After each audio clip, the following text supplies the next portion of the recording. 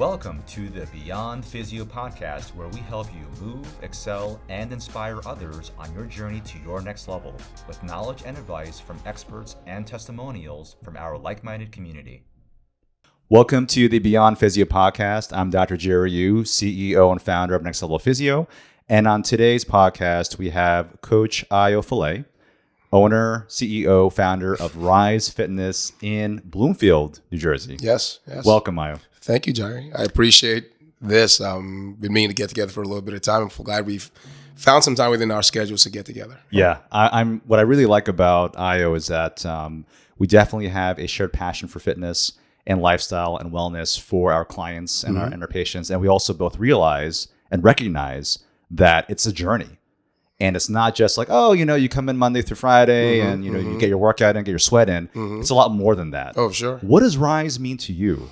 Rise means to me consistency. It means dedication. It means hard work. And that's some of the principles that we try to impart onto our members, where success is not going to be something that's going to be, for lack of better terms, going to be given to you. It's something that you're going to have to take on your own, right? Well, I say one thing that we do very well is we make sense of numbers and letters, right? Programming, I like that, right? Yeah. We do a really good job of that. But none of that means anything if people don't commit themselves and work hard. And that's relevant to the human being, right? But if people don't work hard and show up consistently, they're not going to see results. They'll just break a sweat, That sounds like a lot of things in life. You don't put the hard work, effort, consistency over time. Sure. You are not going to get to the place that you want to get to.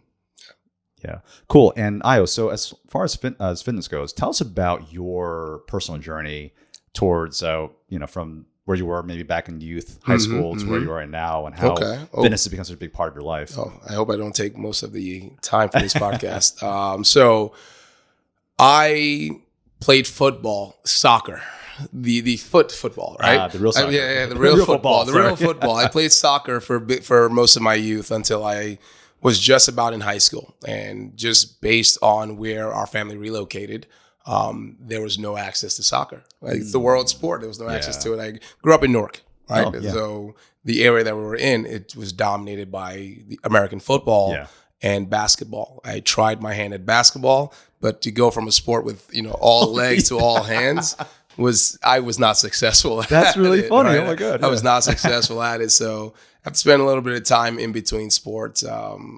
Couple of guys, neighbors, got me to play football, and I took on to it through high school, ran track. Oh, really? And eventually, that helped turn into a college scholarship, where I went to Monmouth University and played football as well. Amazing. So that's kind of where it all started. Yeah. But my youth was soccer, and then until it was taken away from me, and I love soccer. And then, you find another love. There's the end of one athlete, a rise of another athlete, right? Yeah. And then football, track, and more so football took on and kind of as slowly but surely led me to where I am now. Yeah. Now, with soccer and with American football and with track and field, did you have your own experiences as far as strength and conditioning at that time as well? With soccer, no. I played it at a relatively young age, up till about 11 years old. So there was no formal training. Also things are so different now, where I have young athletes that I trained that are starting at 12 years old. Yeah. And they're starting formal strength training. That wasn't something I received until I was in high school, and at best I can describe it as bodybuilding.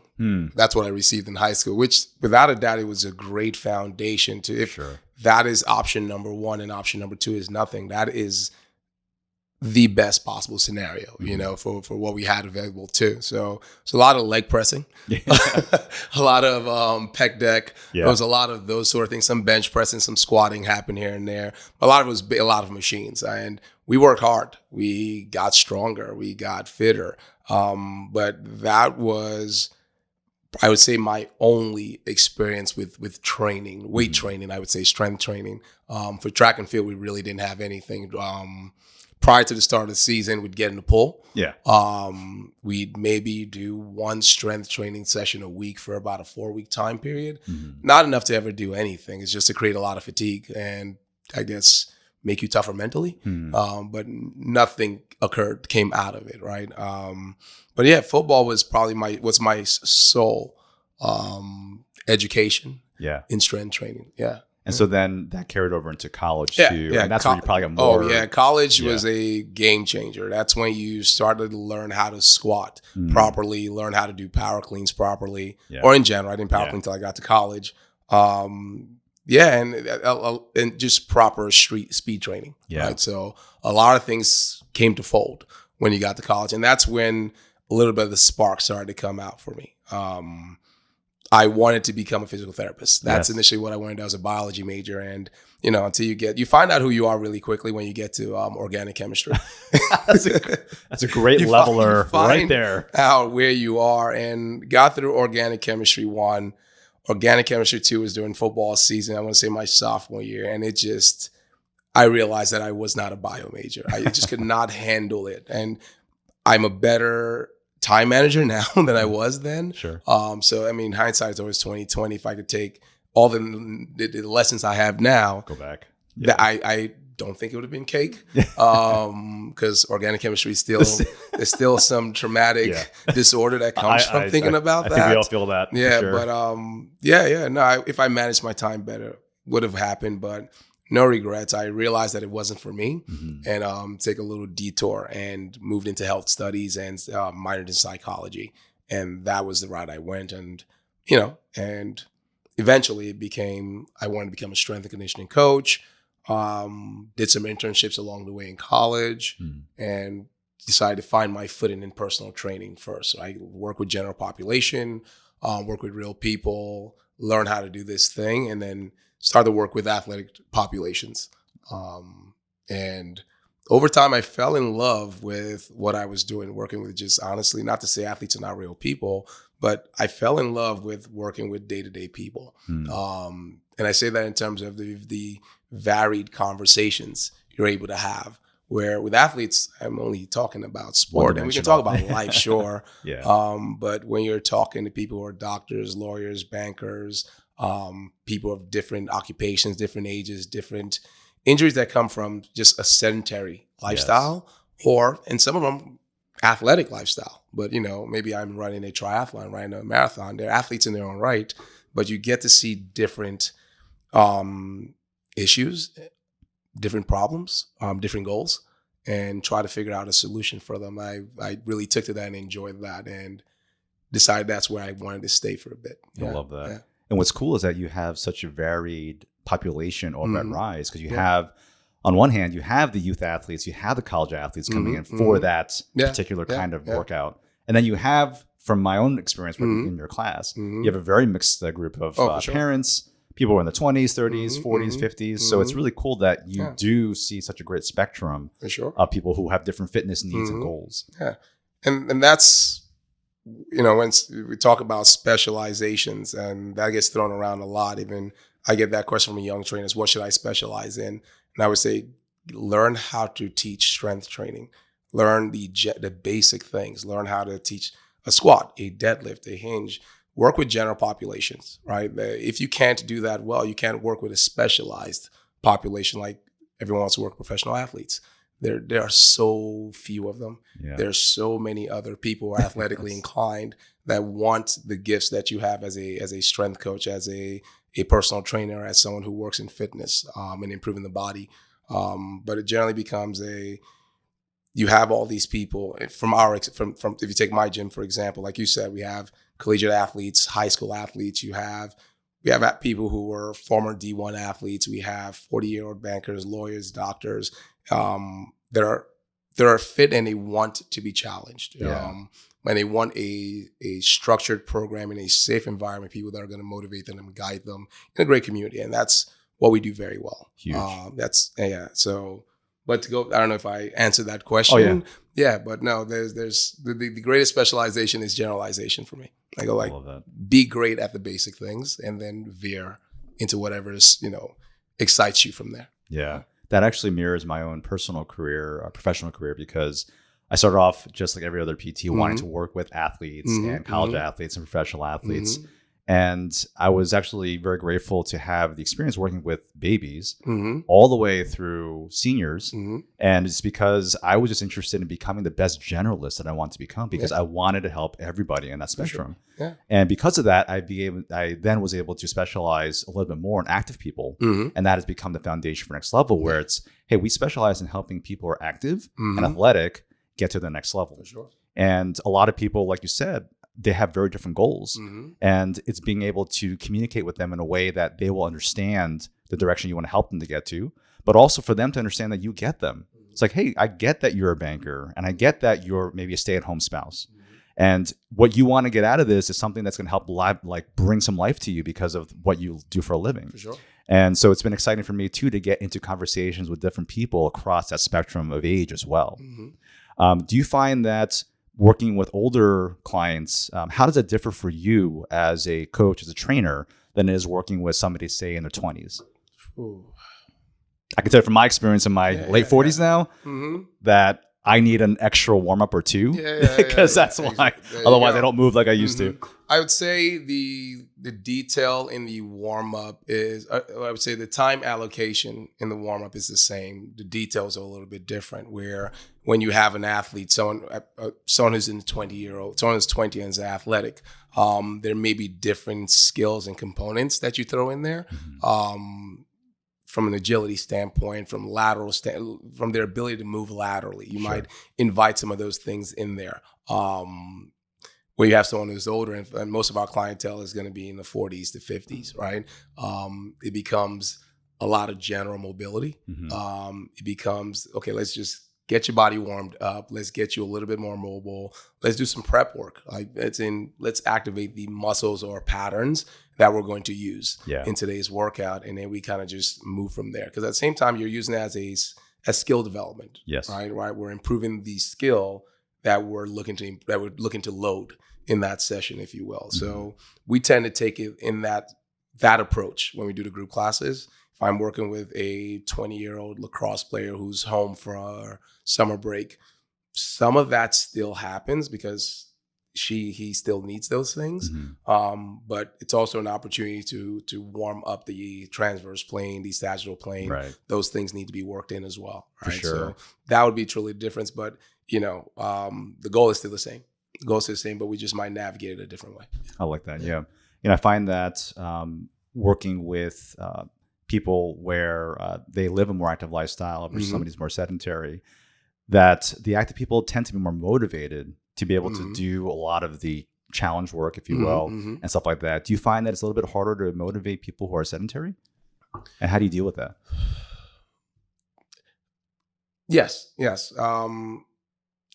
I'm fortunate that a lot of my population is active, right? So despite the age, a lot of them are self-motivated, right? You're not coming to my gym, if you're not someone who's inspired on your own, we make no mistakes in putting out there what we do, right? So people know that when you come to our place, you're going to work hard. You're going to move fast within reason. You're going to be challenged, right? So people who tend to come to our space have this underlying motivation, whether it's something they're shooting for or they're just naturally wired a certain way, right? So we've been lucky, I would say that. But once in a while, we're humans. We have to remind folks to sometimes, give a little bit more effort, right? Sometimes allow certain things to go away. In the other direction, we have to put certain things away for a little bit of time. Right? Break on exactly. We got to put a break on certain things. We have to deload. We have to make things a little bit lighter. But I find with someone who's sedentary, consistency is the only thing you're really trying to drill in. I'm not trying to drill in intensity with that population, right? Because that's already maybe something that's going to be intimidating for them, right? So they don't want to be sore. They just want to be able to come in and sweat. So there are more conversations that I would say I'm having with someone who's more sedentary, because you're trying to help them with this lifestyle shift, because that's really what has to happen if they're going to be successful. It has to be routine. It has to become part of their morning or part of their evening. It's something that they just naturally slide into, not something that they have to talk themselves into doing, you Yeah. know. So there's certainly more conversations being had with the more sedentary population, the active population. No, it's just take care of them and know when you need to tell them to back off. Right. That's probably more of the conversation. I don't have to I tell agree. them to come in. It has to be more so take a day off. Yes. That's off. funny. Yeah. Yes. I find that with our endurance athletes in particular out there, and you know who you are, Mm-hmm. that is probably the hardest thing for them to get, where it's like, hey, listen, I get that you're marathon training or that you are training for a triathlon, but don't you know that rest and sleep, all these things are actually part of the training? For sure. And that's the part I think that gets neglected. And that's often the time when we see a lot of injuries or plateaus in performance occur because their body just going overdrive constantly. How do you deal with athletes as far as helping them to put the brakes on better? The structure of our program tends to do that, takes to take care of that, right? Where we have deloads placed within the program where we will just reduce the volume, reduce the intensity and things we're doing. So if you have members who must come in 6 days a week, and very, very seldom, we do have a few people who must come in 7 days a week, and they know who they are. You have to protect them for themselves. Oh yeah. Right. So the programming takes care of that. So we do have a 2-week block. So we operate on a 3-month calendar at a time where our strength program becomes a 12 to 13 week block. And what we do is around week 7 to 8, we'll plug in a 2-week deload. And members have to pick which week is going to be their deload. I love right. that. Members who are newer to strength training, we want them deloaded a little bit sooner. Those who are more versed and they just feel good, I don't need to put a pause on things. Okay, you can push that towards week 8, heck, maybe even week 9. But at some point, your body is going to give, right? You can't keep operating at this intensity. I get it. 1 is good, so 10's got to be so much better, right? But no, at some point, your tendons and ligaments can only take so much abuse before everything sort of implodes. So you guide them towards where they should be taking those breaks. So we're lucky in the way that we program allows people it forces people, that's the best way to say it. It forces people to have to deload. But at the same time, despite all of those things, the coaching is going to be the most important part. For sure. Is you have to be paying attention to how people are moving, their consistency, how much they're showing up first, and also how they're moving. It'll get to a point where you'll just know that is too much for you. You've gotten to the point where I can see just the accumulation of fatigue over the weeks. And then you have to have a conversation with that person in terms of, hey, when's the last time you took some time off? You've come in, I feel like I've seen you for the past 7 days. Twice a day. Yeah, luckily we don't have those. But you never know what someone is doing on their own at home, right? You never know. You never know. But yeah, it becomes a conversation that has to be had, right? You watch people long enough, you know how they move when things are just great or things are optimal.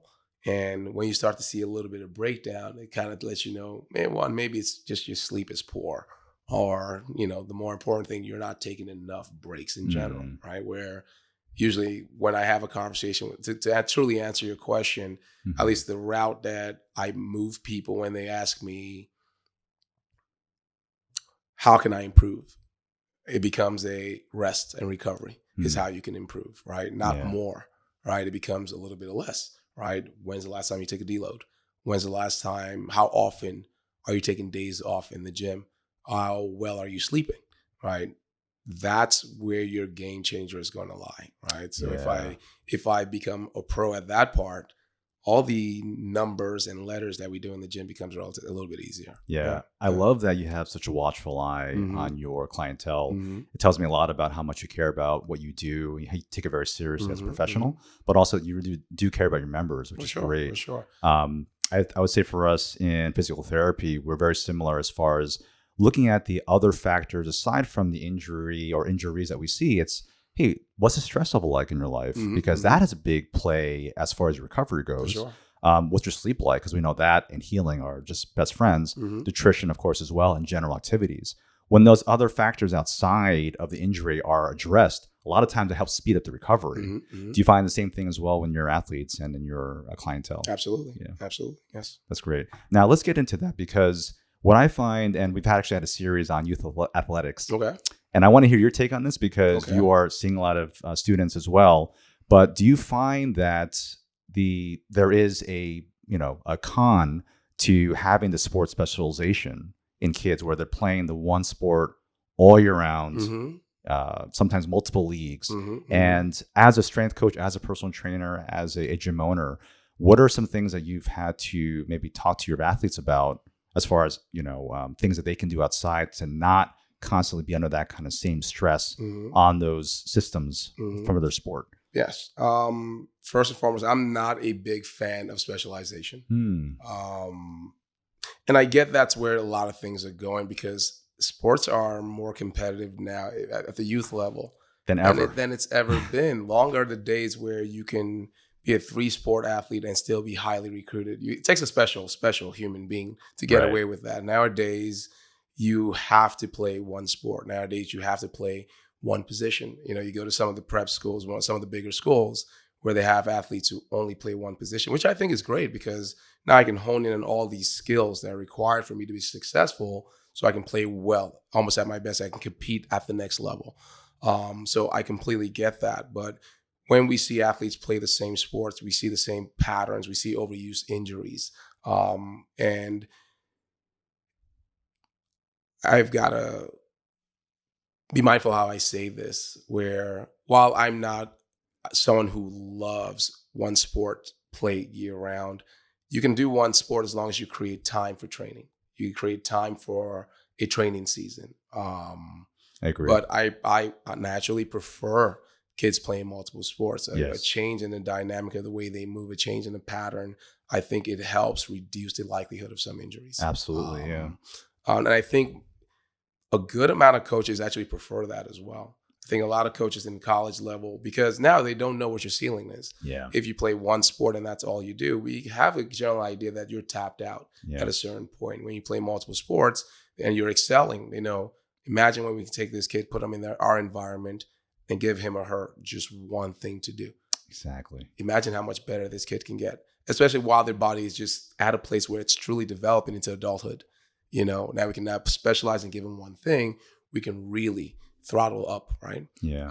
But a lot of it becomes in terms of those kids managing themselves becomes trying to get into the weight room, even during the season. Yeah. If it could be, even if it's one time a week, it's better than nothing because a lot of the sports during the season is just a lot of volume. It's a lot of endurance. Even if it's a sport like football, it becomes a lot of running, a lot of the same moves over and over. Yeah. So you're trying to reduce how much power you lose, how much strength you lose, where it's going to help your output on the field, but it's also going to reduce the likelihood of you being injured. So honestly, it becomes trying to get into the weight room during the season. And if you're someone who has one sport the entire year, we have to create some time, whether it's the spring because you're a fall sport athlete, whether there's a fall because you're a spring sport athlete, where we can weave in some training along with all the multitudes of skill work you do with your personal coaches on skills,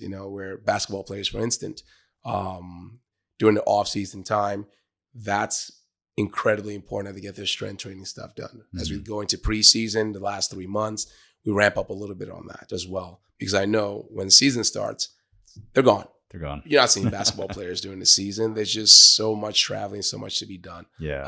And same thing for lacrosse, right? So when we start nearing those last 3 months, even those last 6 weeks of our training cycle, we just try to make sure that they're moving appropriately. They're ramping up appropriately for the season start, but the key becomes trying to get into the weight room a couple of times a week, if nothing, one time a week, Yeah. That's often the advice that we give to our parents as well, and to the athletes that we see too. It's like, listen, I get that you're playing in a couple of leagues for the whole year, but you really need that time to, I think in your sense of using the same term, deload, where even if you're taking that day off to do something different, that is a way to deload for them as well, because they're not only their musculoskeletal system, but their nervous system is being taxed the entire friggin' year. Yeah.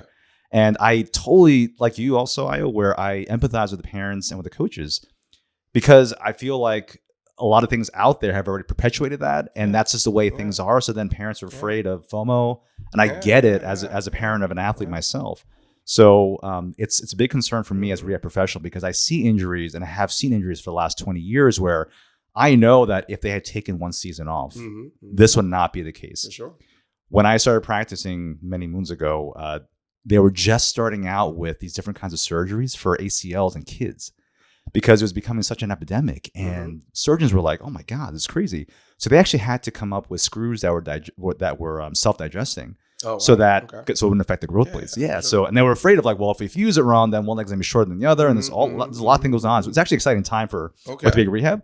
But at the same time, a lot of the physicians would also echo that these kids, and I remember one lecture in particular, it was couch potatoes and sports specialists, and this is going back 20 years too. So at the time, there's still these kids who are already on this sort of like video game sort of thing, and they're at the computer all the time. And then you have these kids where we're doing like 4 or 5 different sort of activities of the same sport. And so what the surgeons were saying was, it's great that these kids are active, but they're too active in the one sport, the same kinds of forces that we talked about before, and all these kinds of things. So they're actually concerned about the future of young athletes not being able to make it to where they wanted to go because they're set back by preventable injury. So it's crazy. That is crazy. I've never heard the bit about the screws, but I can imagine. I've had some friends who, when you play football, there are going to be a slew of injuries that happen. I wish I had dissolvable screws there. That is amazing. I can imagine how exciting that is, and for all the wrong reasons, right? Sure, yeah. But it's sports medicine, and it's the evolution of things to come. So it's always great. Exactly. Where I think back to just before college, and you meet people, former football players, like coaches, and they have just an ACL injury, and you see the markings on their leg from ACL, the scars. And then you go fast forward to when I was in college, there's no scarring in ACL injury. Yeah, it's orthoscopic, right? Yes, exactly. In and out. Yes. It's amazing. It's amazing. Very different world now. Yeah, different world. And by the way, I meant self-dissolving, not self-digesting. Just as must be hungry now. So let's go back to lacrosse. So whether you have, and I play lacrosse myself, I played defense back in high school. It's a great sport, probably my favorite sport. Is there a way that you train in the off season, say defensemen and goalies versus say an attack or a midi for strength training? I would say not really, right? Because I would understand that a lot of the kids that I'm working with don't have a firm foundation in strength training. So it becomes very, very important that they're grounded in that. We're making them as strong as possible the right way, right? And then once we start to get near the end of the preseason phase, then we start to dial more into whether it's linear movement. It becomes more lateral movements for defensemen and goalies. We started now dive into those things a little bit more. But what we try to do is take care of the basics and do them very well. Increase their ability to generate force, improve their ability to run. And finally, that's just what's missing for a lot of kids. They don't know how to run. They don't know how to jump. They don't know how to stop. They don't know how to land, right? So it becomes, let's help them decelerate better. Because that's sports. It's a lot of stop, start. Stop, start, right?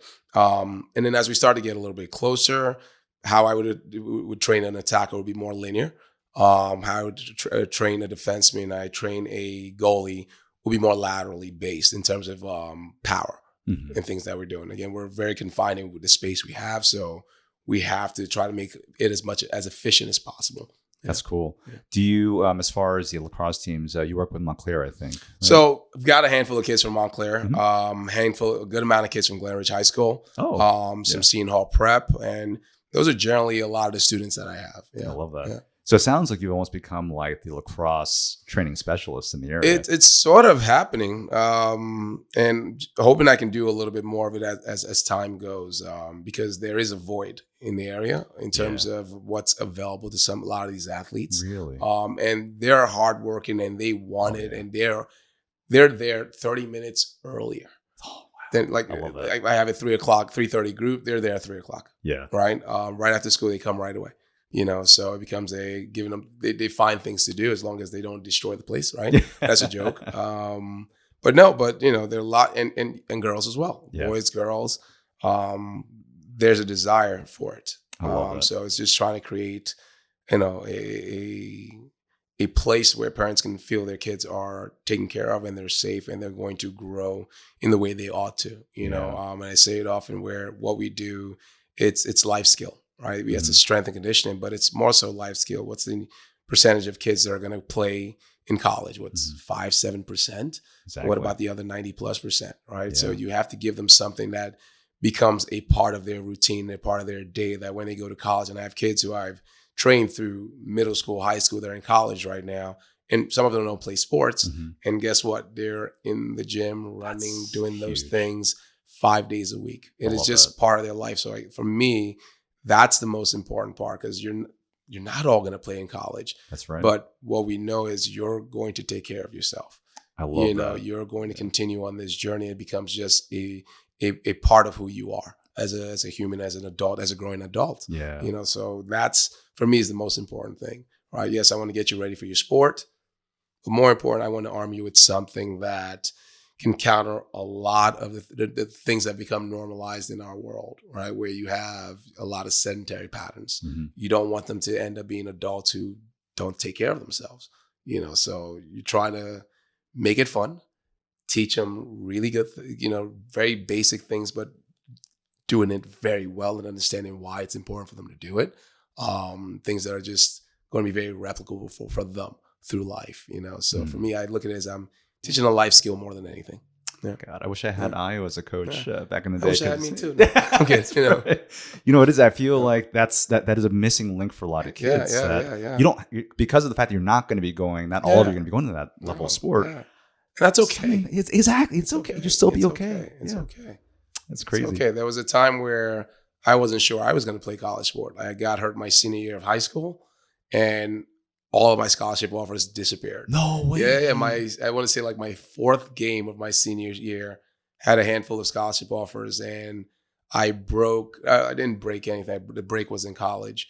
But I had a really bad high ankle sprain that I had to miss 4 games for. Yeah. And that was sort of the end of it. So I wasn't sure I was going to play in college. To the point where a few months before graduation, I wasn't committed to anywhere. I was like, you know what, I'm going to go to Rutgers, Newark. I'm just going to focus on health studies and bio and the such. And then Monmouth University came out of nowhere. Because one of my coaches knew an assistant coach at Monmouth University, because his parents went to the school that I played for in high school. Yeah, so just, connections, a nice little connection there. Then he came in and saw me and asked me if I wanted to come to Monmouth. And I go, I'm still kind of hurt. He's like, yeah, you'll rehab and you'll be fine. And, they trusted that I would take care of the things I needed to take care of. And I showed up on campus ready to compete. And there it is. Wow. Yeah. What was that experience like, Ayo, as far as playing collegiate football? It's great. I would say I lie often when people ask, do you ever miss football? I go, no, I don't miss it. And in all honesty, I don't miss playing football.